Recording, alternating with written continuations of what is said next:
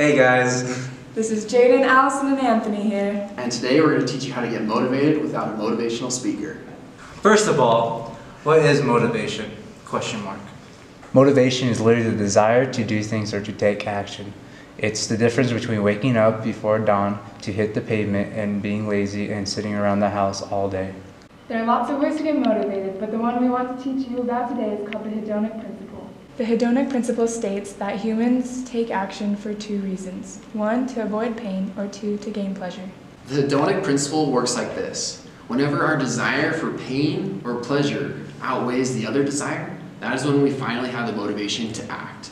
Here's a great example for college students. Imagine that you have a hard time doing the dishes because you, like everyone else, hates doing the dishes. The pain of doing the dishes is what you hate so bad that you allow your dirty dishes to pile up for weeks. Then eventually your sink starts to look like this.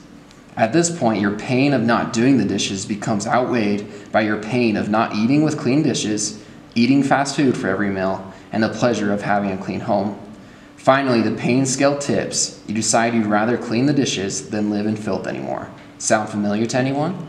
Tony Robbins, in his book, Awaken the Giant, teaches us that if we can create enough emotional investment in an action, that's when we'll have the motivation to follow through with whatever we want.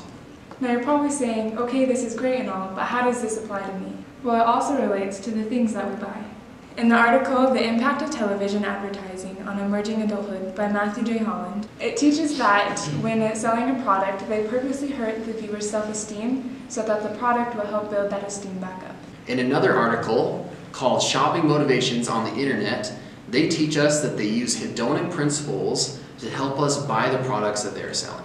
When selling us products, they make us feel like we will increase in attraction and status when we buy their product.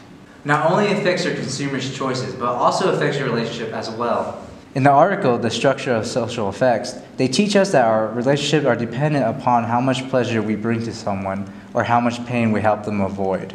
Lastly, our favorite trick to help us get out of this slump of pain versus pleasure is called the 5-second rule. In the book called The 5-Second Rule by Mel Robbins, it teaches us that if we can create enough motion towards an action, we can leverage ourselves emotionally to be able to overcome the pain of taking that action and start to reward ourselves with the pleasure.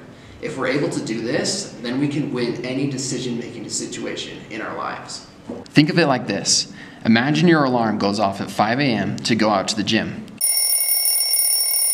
You are exactly 115 pounds overweight. You know if you don't change something soon, you're going to be fighting for your health. But it's so hard to get out of bed.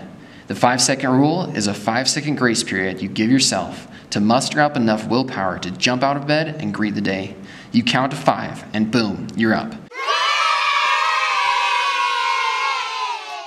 You started moving and you're off to a great start for the day.